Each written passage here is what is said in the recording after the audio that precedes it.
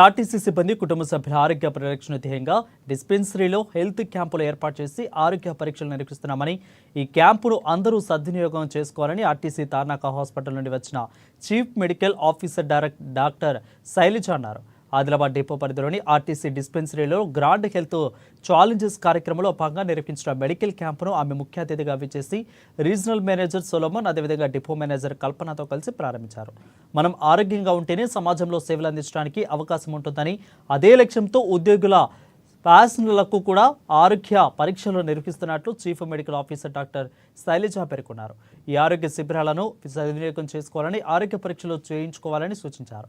ఈ కార్యక్రమంలో RTC dispensary doctor కీర్తి, అదేవిధంగా వెల్ఫేర్ బోర్డు మెంబర్స్, ఆర్టీసీ ఉద్యోగుల స్పాచ్లు అధిక సంఖ్యలో పాల్గొన్నారు.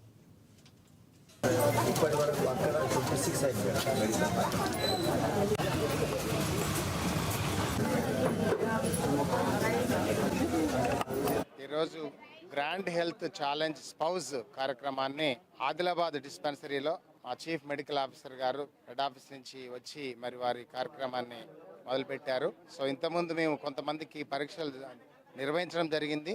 సో ఇప్పుడు ఈరోజు మిగిలిన వారికి కూడా రెండవ దఫా ఈ స్పౌజులకు కూడా, ఎంప్లాయీస్ యొక్క స్పౌజులకి ఈ పరీక్షలు నిర్వహించడం జరుగుతూ ఉంది. ఈ గ్రాండ్ హెల్త్ ఛాలెంజ్ అనేది డయాగ్నోసిస్ అంటే ముందుగా టోటల్ హెల్త్ చెకప్స్, తర్వాత లైఫ్ స్టైల్ చేంజ్ అనేటువంటి రెండింటిని కలుపుకొని ఒక గ్రాండ్ హెల్త్గా అందరూ కావాలి, హెల్త్ అనేది చాలా గ్రాండ్గా ఉండాలి అనేటువంటి ఒక ముఖ్య ఉద్దేశంతో మా ఎండి గారు ఈ కార్యక్రమాన్ని నిర్వహించడం జరిగింది. ఆ ప్రయాణంలో ఈరోజు మరి స్పౌస్లకు కూడా చెకప్స్ చేస్తూ ఉన్నాము.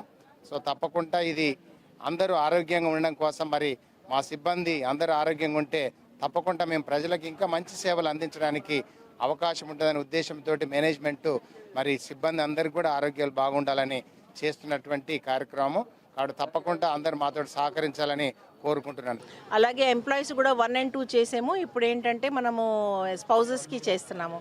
దానిలో ఇప్పుడు వరకు 27,000 ఎంప్లాయీస్ స్పౌజెస్ని కవర్ చేసాము. ఒక 13,000 ఎంప్లాయీస్ స్పౌజెస్ మిగిలిపోయారు. దానికి ఇది మళ్ళీ మనం అన్ని డిస్పెన్సరీస్లో గ్రాండ్ హెల్త్ ఛాలెంజ్ పెట్టి వాళ్ళని కూడా కవర్ చేసేటట్టుగా చూస్తున్నాము. సో వాళ్ళ health prevention is better than cure అంటారు. సో వాళ్ళలో ఏమైనా జబ్బులు ఉంటే ముందే మనకు తెలిసి దాని గురించి మన ఆరోగ్యం మంచిగా చేసుకుంటాము, దాని గురించి మందులు వాడుకుంటాము, ప్రికాషన్ ఎలా తీసుకోవాలి మనము అనేసి మన ఎంప్లాయీసే కాదు వాళ్ళ స్పౌజెస్ హెల్త్ కూడా మన ఆర్గనైజేషన్ మేనేజ్మెంట్ దీని గురించి చాలా కృషి చేస్తున్నారు.